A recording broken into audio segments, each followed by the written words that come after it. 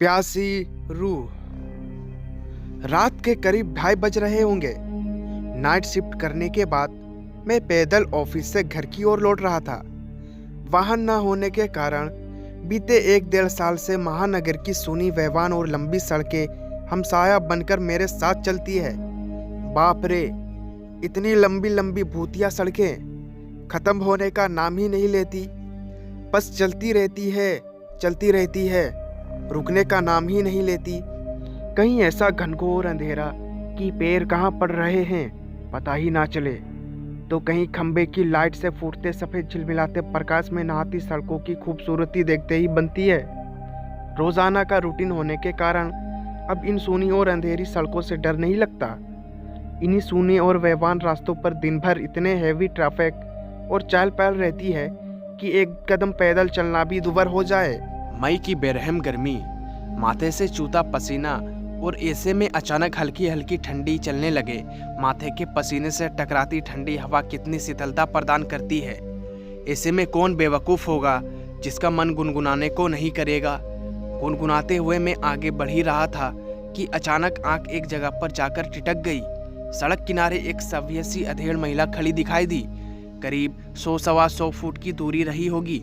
कंधे पर छोटा सा बैग लटका था। वही पैरों के पास भी एक ब्रीफकेस जमीन पर रखा दिखाई दिया। सफ़ेद प्रिंट वाली साड़ी से जिस करीने से उसने अपना सिर ढका रखा था, उससे तो वो किसी भले घर की एक गृहिणी लग रही थी। लेकिन इतनी रात गए, वो भी शहर के भीतर से गुजरने वाली हाईवे पर, कुछ अजीब सा लगा। हो सकता है मायके या ससुराल वालों ने बस में बिठा दिया हो और किसी कारण बस लेट होने पर महिला के देर रात यहाँ उतरना पड़ा हो।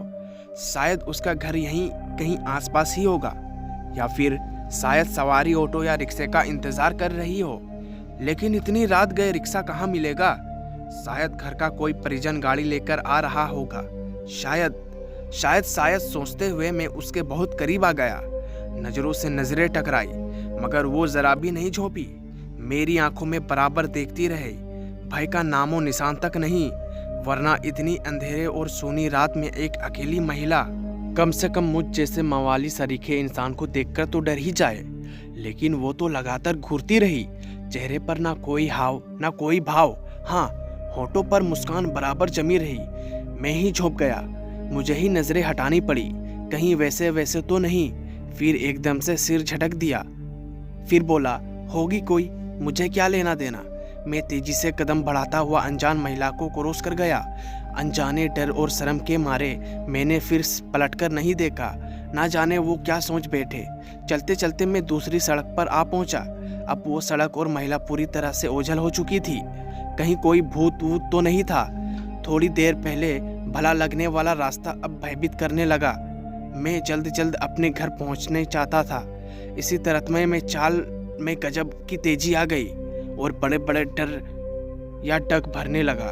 करीब 1.25 किलोमीटर ही चला था कि अचानक मुंह से चीख निकल आई। वो महिला करीब 100 गज दूर उसके सामने सड़क किनारे ठीक उसी ढंग से खड़ी दिखाई दी। कंधे पर बैग और जमीन पर ब्रीफकेस। ये कब यहाँ आ गई? एक ही रास्ता तो है। ना कोई गाड़ी निकली और ना कोई पैदल दौड़ती हुई मुझसे आगे निकल गई।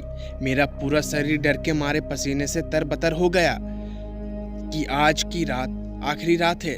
वो भूतिया औरत कुछ देर में मुझे चबा कर खा जाएगी। मैं बेतहाशा भागा, इतनी तेज भागा कि पता ही ना चला कि वो औरत कब पीछे रह गई। भागता रहा और सीधे घर पर आकर खड़ा हुआ। सांसें धोखनी सी चल रही थी। घर के बाहर ही कुछ पल खड़ा रहकर अपनी सांसें पर कंट्रोल किया। मैं शाम करीब 5 बजे ऑफिस पहुंच गया। एक बुजुर्ग कर्मचारी को रात का सारा घटनाक्रम सुना डाला। हंसते हुए बोले, नूर चाचा, अरे कहीं बुच्छड़ खाने के पास की बात नहीं कर रहे हो? बुच्छड़ खाना? वो बुदबुदाए, हाँ, बुच्छड़ खाना स्लॉटर हाउस, जहाँ जानवर कटते हैं।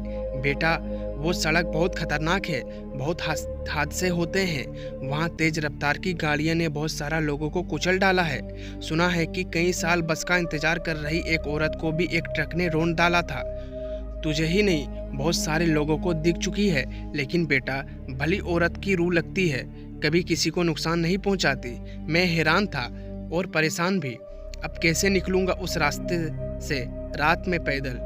और एक आत्मा औरत की रूह से आमना सामना हुआ है मेरा, वो भी भली औरत की रूह से।